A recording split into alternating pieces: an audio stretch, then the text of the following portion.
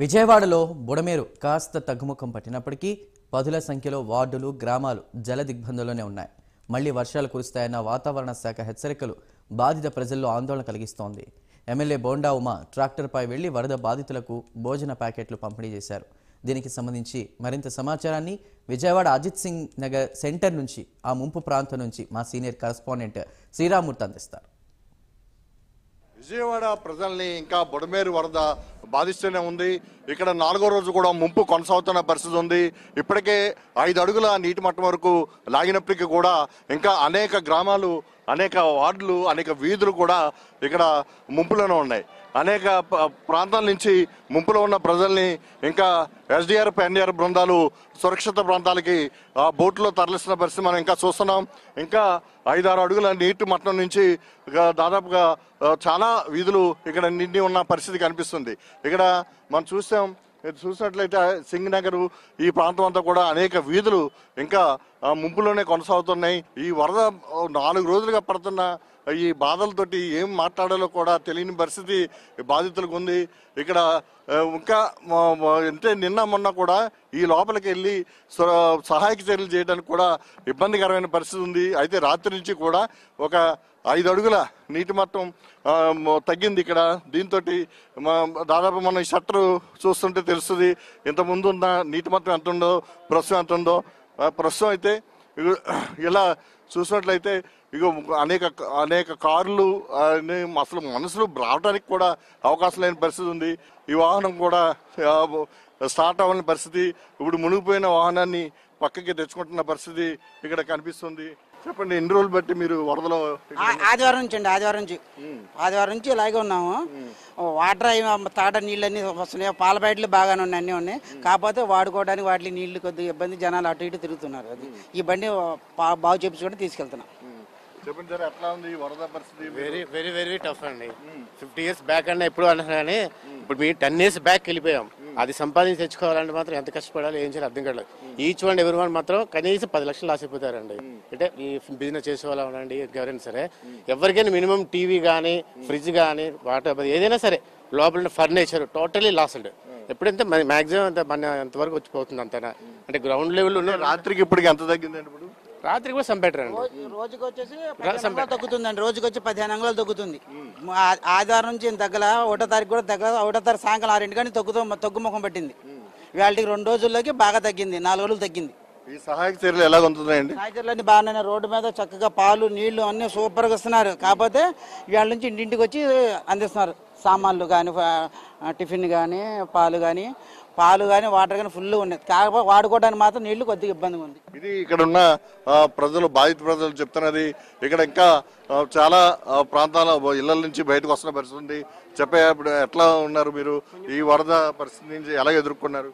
బాగానే ఉంది సార్, కొంచెం పర్వాలేదు, బాగానే హెల్ప్ చేస్తుంది గవర్నమెంట్. ఇప్పుడు మీ ఇల్లు ఏమైంది? మొత్తం మునిగిపోయినాయండి, అందుకని బయటకు వెళ్తున్నాను. అంటే మరి ఏమైనా సర్దుకోవటానికి ఏమైనా అవకాశం వచ్చిందా? ఫ్రిడ్జ్ కానీ టీవీలు కానీ పోయినట్టే సార్, మొత్తం అంతా చాలా నష్టపోయాం. ఒక 5-6 లక్షలు నష్టపోయినట్టే.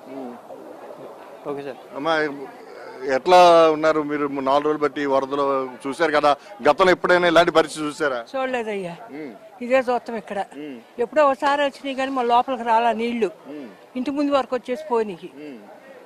ఇప్పుడు చాలా యాసన పడుతున్నాం. ఇప్పుడు ఎలా ఉన్నారమ్మా మరి? పిల్ల బాబులతో ఎట్లాగా గడిపారు 4 రోజులు? అట్టాగే గడుపుకున్నామండి, ఏం చేస్తాము.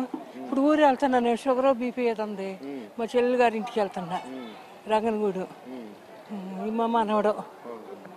ఇది బాధితులు ఇప్పుడు హాస్పిటల్కి వెళ్ళడానికి కూడా ఇది లేదు. అలాగే ఇక్కడ అనేక వాహనాలు, బైకులు కూడా మునిగిపోయి ఉన్న పరిస్థితి ఉంది. చెప్పండి, మీరు ఎట్లాగా అమ్మా ఈ 4 రోజులు ఎలాంటి పరిస్థితిని ఎదుర్కొన్నారు?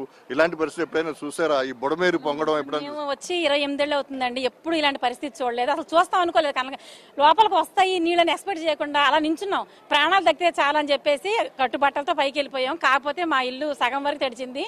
షాప్ అయితే ల్యాబొరేటరీ అండి, బ్లడ్ టెస్ట్ అదైతే మొత్తం పూర్తిగా తడిసిపోయింది. స్విచ్ బోర్డుల వరకు వచ్చేసినాయి, అది మొత్తం పోయింది. కాకపోతే ఇలాంటి పరిస్థితి దేవుడు మళ్ళీ ఇలాంటి పరిస్థితి రాకూడదని చూస్తున్నాం. మా ఫ్రెండ్ ఇప్పుడు 5 రోజుల నుంచి కాంట్రాక్ట్ తన కోసం ఎత్తుక్కుంటూ వెళ్ళి చూసి కలిసి వస్తున్నాం. ఎట్లా ఉంది ఏంటని కొద్దిగా ఫోన్లు చేసుకుంటుందేమని చెప్పి ఇచ్చి వస్తున్నాం. ఎన్డీఆర్ఎఫ్ బృందాలు ఇక్కడ వీరిని రక్షించే పరిస్థితి ఇక్కడ కనిపిస్తుంది. ఇంకా సురక్షిత ప్రాంతాలకి చాలా మంది తీసుకొస్తున్నారు.